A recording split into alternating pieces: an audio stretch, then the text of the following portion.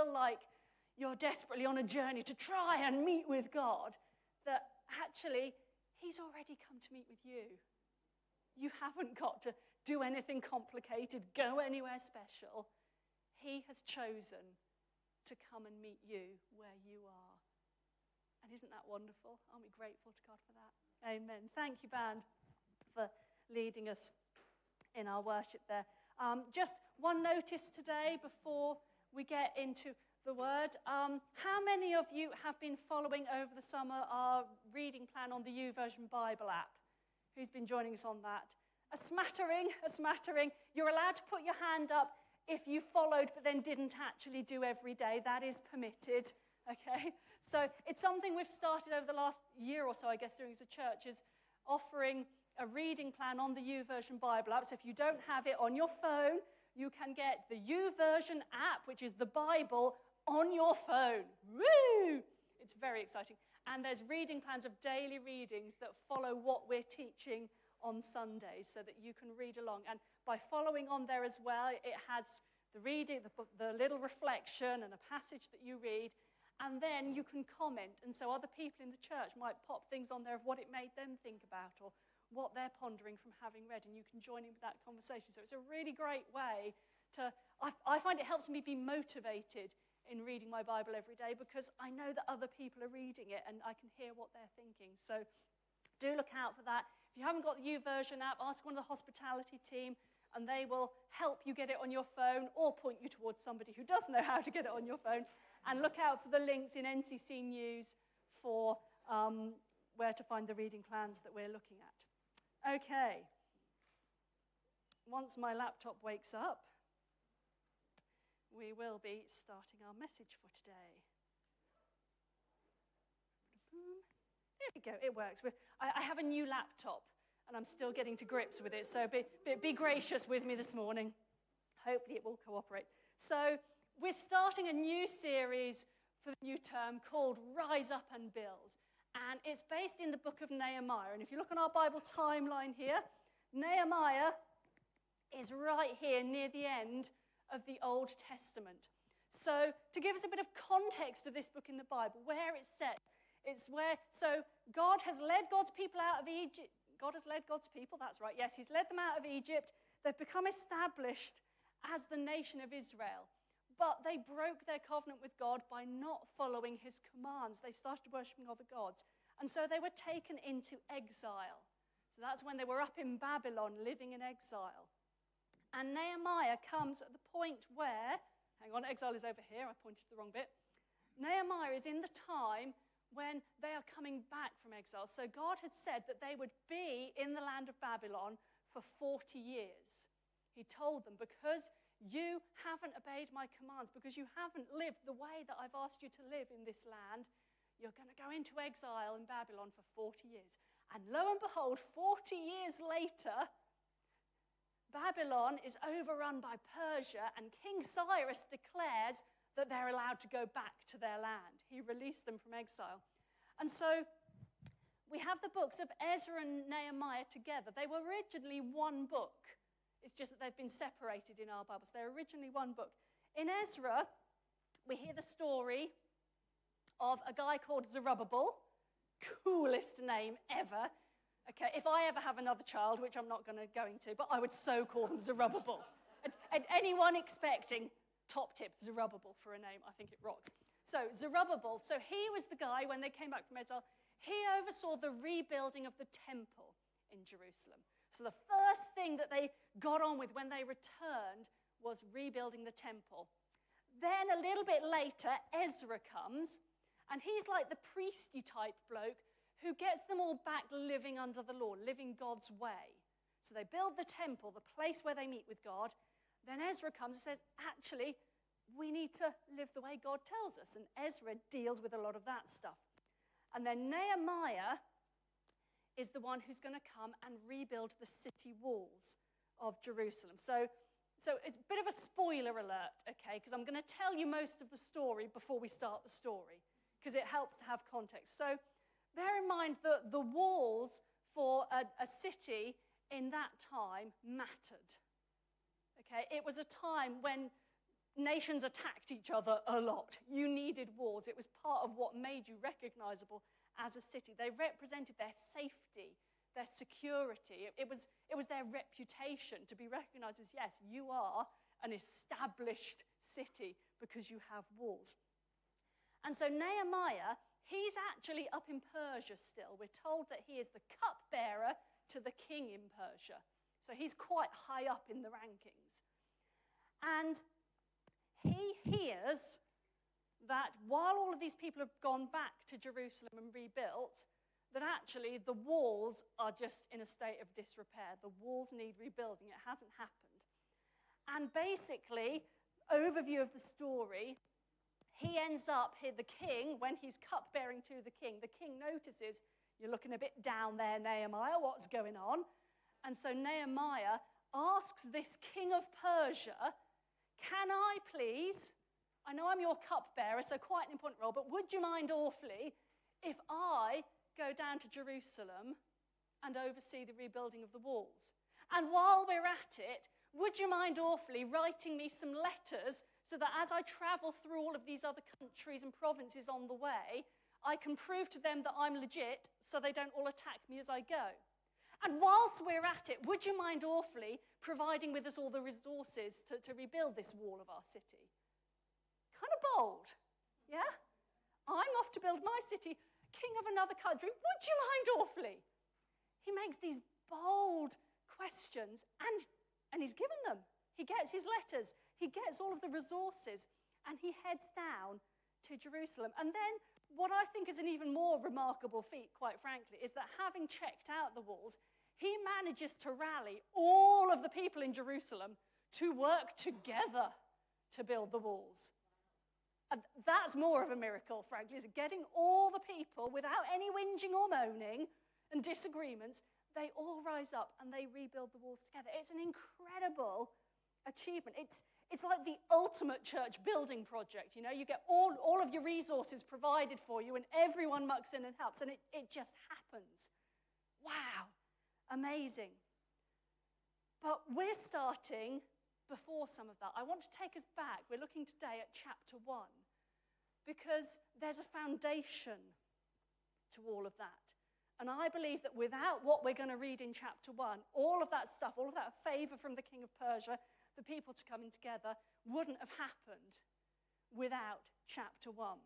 So we're going to be looking at Nehemiah chapter 1, verses 1 to 11. Normally at this point I would have someone come up and read the passage, but I forgot to put anybody on the rota for this Sunday. So you get the pleasure of me reading to you. But if anyone finds it in the church Bibles, do you want to shout out a page number so that everyone can follow along? So Nehemiah chapter 1.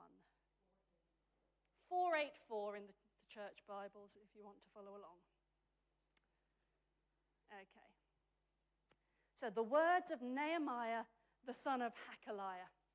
Now it happened in the month of Chislev, the 20th year, as I was in Susa, the citadel, that Hanani, one of my brothers, came with certain men from Judah. And I asked them concerning the Jews who escaped, who had survived the exile, and concerning Jerusalem. And they said to me, the remnant there in the province who had survived the exile is in great trouble and shame. The wall of Jerusalem is broken down, and its gates are destroyed by fire. As soon as I heard these words, I sat down and wept and mourned for days, and I continued fasting and praying before the God of heaven. And I said, O Lord, God of heaven, the great and awesome God, who keeps covenant and steadfast love with those who love him and keep his commandments. Let your ear be attentive and your eyes open to hear the prayer of your servant, that I now pray before you day and night for the people of Israel, your servants, confessing the sins of the people of Israel, which we have sinned against you. Even I and my father's house have sinned. We have acted very corruptly against you and have not kept the commandments, the statutes, and the rules that you commanded your servant Moses. Remember the word that you commanded your servant Moses, saying, if you are unfaithful, I will scatter you among the peoples. But if you return to me and keep my commandments and do them, though your outcasts are in the uttermost parts of heaven, from there I will gather them and bring them to the place that I have chosen, to make my name dwell there. They are your servants and your people, whom you have redeemed by your great power and by your strong hand. O Lord, let your ear be attentive to the prayer of your servant and to the prayer of your servants who delight to fear your name, and give success to your servant today, and grant him mercy in the sight of this man. Now I was cupbearer to the king.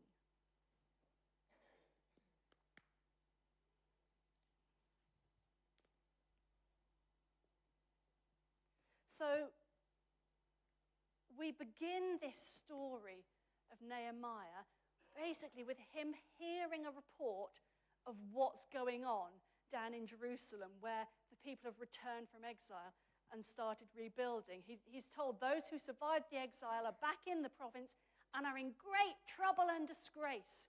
The wall of Jerusalem is broken down and its gates have been burned with fire.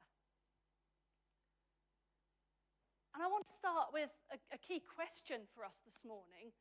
You see, here's Nehemiah hearing that something is badly wrong, something is broken. And so ask yourself for a moment, what's my immediate response if I hear about something that is broken, something that is badly wrong? If I hear a report like that, what's my immediate response? What's your immediate reaction even? You see, the example I think of is potholes. So when there's a pothole in your village or your town, and you know how sometimes people will post on Facebook, look out, there's a pothole on Ashley Road, just after the way up to wherever it is. And so there's this bearing of something's broken, something not good. And what responses do you see on Facebook? Because you see, I bet you if any thread where somebody has shared about a pothole, you will cover all of these options in the responses, okay? So you'll have the initial person who's warned. Someone will then say, oh yeah, it's just like the pothole in my village down such and such, and they'll share their little story of their pothole, yeah? There's always one of them. You will also get somebody who's kind of helpfully advises what you need to do is phone this number at the council. There's always one of them. But usually they are followed by the person who goes on a bit of a rant about how, well, yeah, you'll call the council, but they're not going to do anything about it because... Always one of them? Yeah, always one of them. You also sometimes get a helpful person who will acquire a traffic cone from somewhere. A complete aside here. Confession, a new cone has appeared in our church cupboard downstairs and we don't know where from. Has somebody been on a dodgy night out and stolen a traffic cone and added it to our cupboard? I'm suspicious. Anywho, somebody will usually acquire a cone and stick it in the pothole to mark it so that you can see where it is. Or my personal favourite, has anyone seen the ones where people fill it with soil and plant flowers in it? You seen those ones? Yeah? Or a birthday cake. They make a feature of the pothole. You get all of these different responses, don't you? But what's our natural response when we hear about something that's broken? Perhaps take it to your place of work. I don't know what the things might be with you, but I suspect in most places of work, are there issues with people actually washing up their coffee cups and just leaving them dirty in the sink? No? You have a dishwasher. Excellent. Very good. Or maybe it's when the toner goes out on the photocopier and nobody ever replaces the toner. You get those trivial things, don't you? But what if it's something more serious? You know, because we can joke about potholes and dirty coffee cups. But what if there's something more serious wrong that you hear about? Something that's potentially going to do harm? Something that's perhaps going to harm the reputation of your place of work? What if it's something in your church? that you hear of that's broken, that's serious? What's your response? How do you react? And I guess as we think about that, I'm sure for many of us, what comes to mind is over the last few years, how many horrible stories there's been of church leaders who have been involved in abuse scandals. And you hear of churches whose walls have been broken in the sense that they have failed to protect the vulnerable, that those things have broken down. How do you respond when you hear things like that? When you hear of brokenness in the world?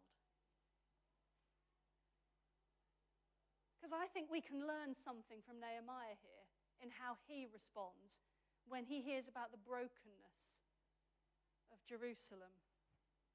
You see, he does two things in his initial response. First, we're told that he weeps and mourns.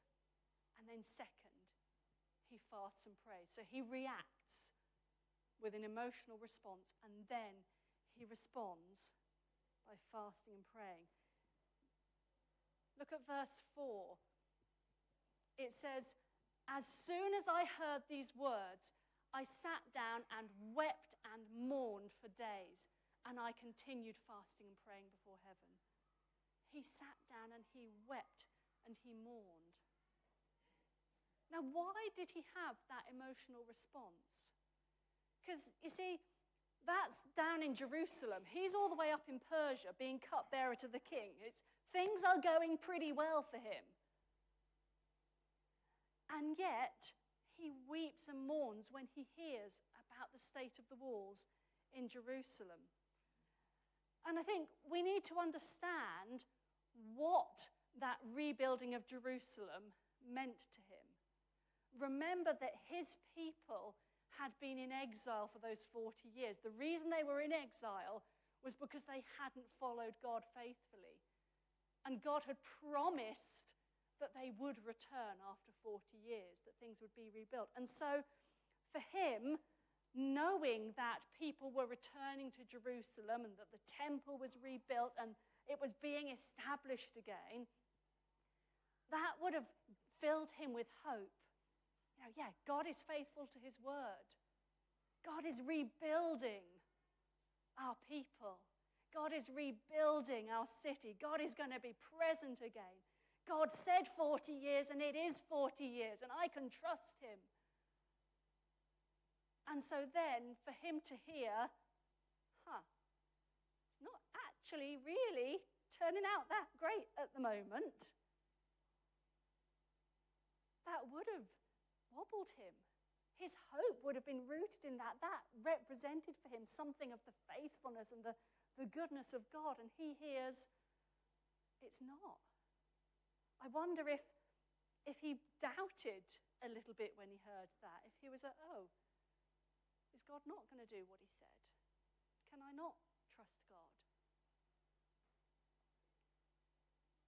I wonder as well, though, if some of his weeping and mourning was, perhaps guilt is the wrong word, but if he'd been up there in Persia doing brilliantly, and he'd assumed all was going well with Jerusalem, and when he hears it's not, and he's like, should I have been doing something?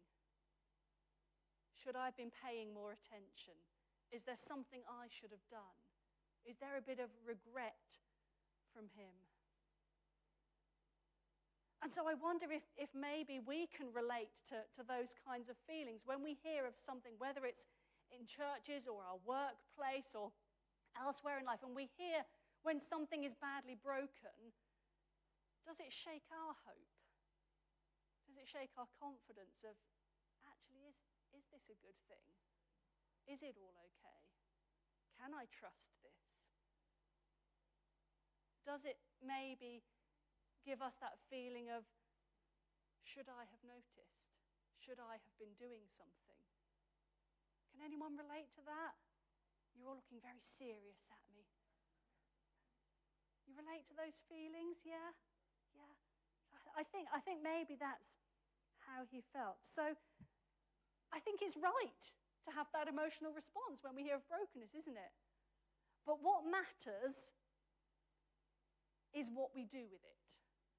We have that emotional response, but then what do we do with it? Because, as I said, Nehemiah, he weeps and mourns, and then he fasts and prays. And I would say, if you're only going to take one thing away from everything that I say this morning, take this one, okay? When you hear of something, when there's a problem, when there's a struggle, when something's not right, before you do anything, before you respond, before you act, pause, pray. Before you reply to that difficult email, you know the sort I'm talking about. Before you go and have that meeting with that delightful co-worker who needs a little extra grace. Before you post on Facebook, pause and pray. Seek God. Do that first. And I say this as something I have to discipline myself to do this all the time. When I get an email that ruffles my feathers, and it's like, no, I don't need to reply to it today. I'm going to wait. I'm going to pray tonight and come back to it tomorrow when my heart's sorted, to make sure that the response I bring isn't my emotional reaction, but is actually helpful, is right, is true, is constructive.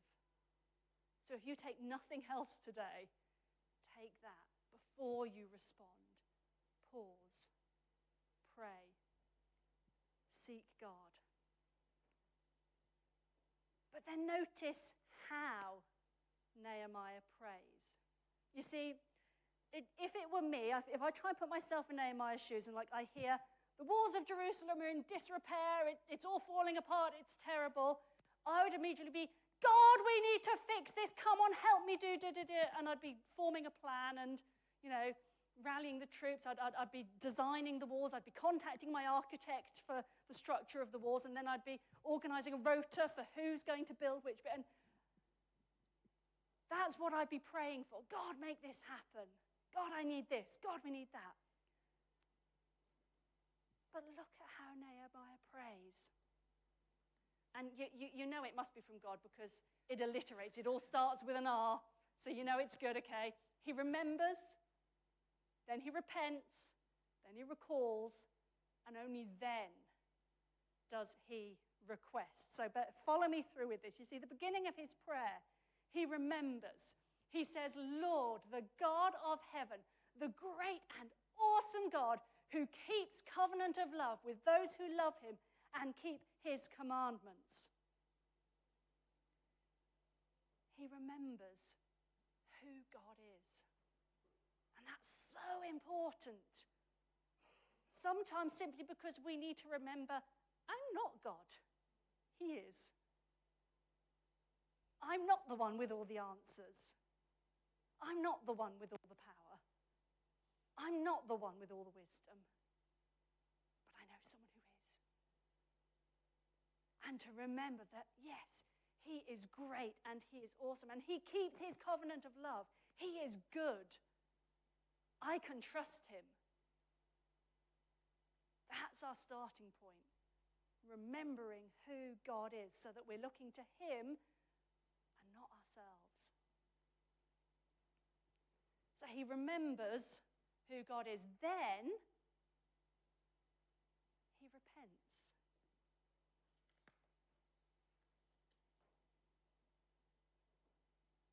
He says, I confess the sins we Israelites, including myself and my father's family, have committed against you. We have acted very wickedly toward you. We have not obeyed the commands, decrees, and laws you gave your servant Moses. And I love that he specifically includes himself. He doesn't just say, we Israelites have sinned. No, including me too. Come back to that question I asked earlier about how do we respond? How do you respond? How do I respond when we hear that there is something broken in our place of work or in our church or in our family? How often is our response, they haven't done their bit again. So-and-so should have. We look elsewhere for the fault, don't we? It comes right back, beginning of the Bible, in the book of Genesis, when God made Adam and Eve. And if you remember, Eve took that fruit from the tree that they'd been told not to eat from. And when God comes and challenges Adam and says, hey, what's going on? What's Adam's first response? That woman who you put here with me, she gave me the fruit. And isn't that how our hearts have played out ever since? That person, they. But Nehemiah begins by owning his own failings. God doesn't ask us to judge other people. That's his job. He doesn't ask us to judge other people, but he does ask us to own our own failings, to own our own sins, and to confess them to him and to receive forgiveness for them. That's our job. Another top tip for you, if you're only going to take 2 things away today. Okay, first one is pause before you hit send on that email. The second one is to always remember the only person that you have power to change is yourself. You cannot change anybody else, however much you might want to. Husbands and wives, however much you might want to retrain your spouse. You cannot change somebody else. The only person you have the power to change is yourself.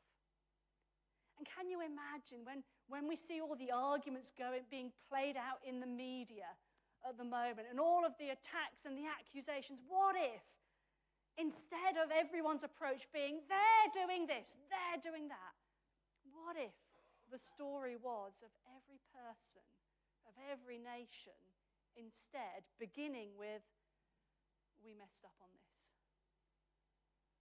Here's where I've gone wrong. How different would our world look if that was our starting point?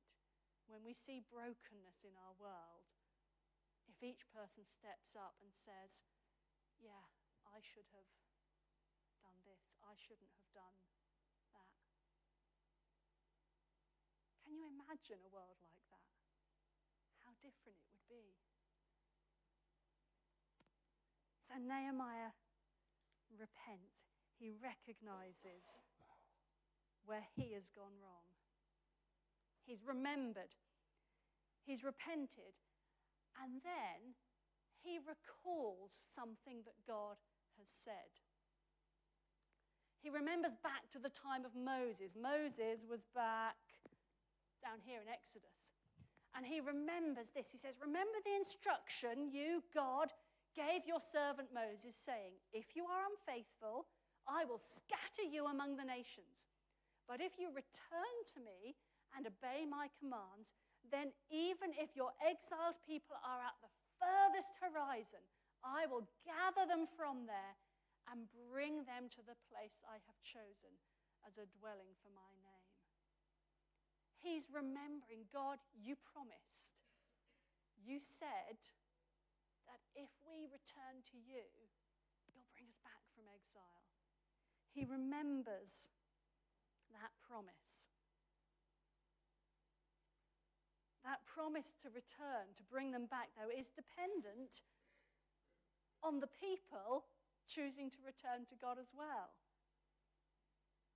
And that's important. I think that's part of why he needs to pray first, because the foundations of these walls in Jerusalem aren't bricks and mortar. The foundations of that rebuilding is actually people who have turned back to God, hearts that are committed to God again. That's the foundation on which that wall can be built. Now, this promise that Nehemiah recalls here that was specifically to those people in that time, that nation of Israel, of saying, yeah, if you guys return, then we will rebuild, I will bring you back. But as we know, as you follow the Bible story, they didn't manage to follow all the commandments.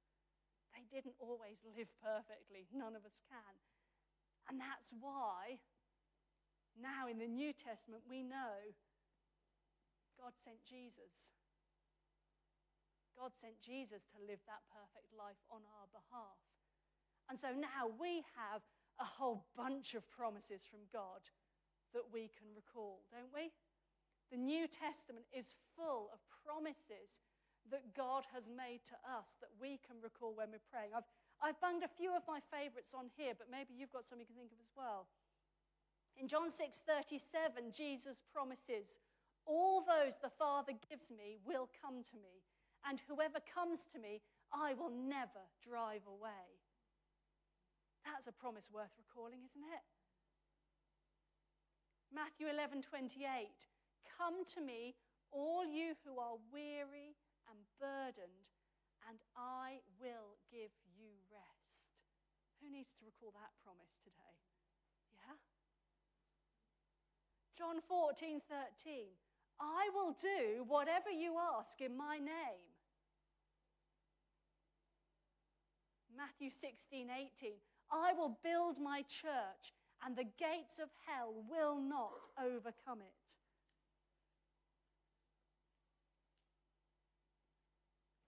Recall those promises. So Nehemiah's remembered who God is. He's repented. He's owned his own failings. And he's recalled the promises that God has made to him. Only then does he make his request. He does all of that first. Then he brings his request. He says, Lord, let your ear be attentive to the prayer of this your servant and to the prayer of your servants who delight in revering your name. And his request is simply, give your servant success today by granting him favor in the presence of this man, the man being the king of Persia. The request, the ask, is a little tiny bit at the end, built on the foundation of all those other things. He remembers, he repents, he recalls, then he requests, and that leads to the return.